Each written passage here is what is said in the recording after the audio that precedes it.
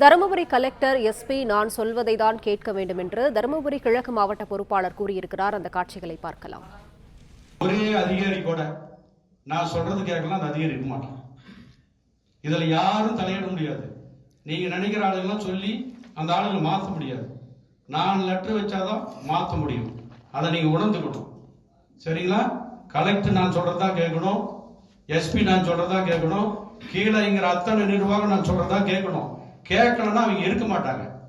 இதை நான் செய்வேன்.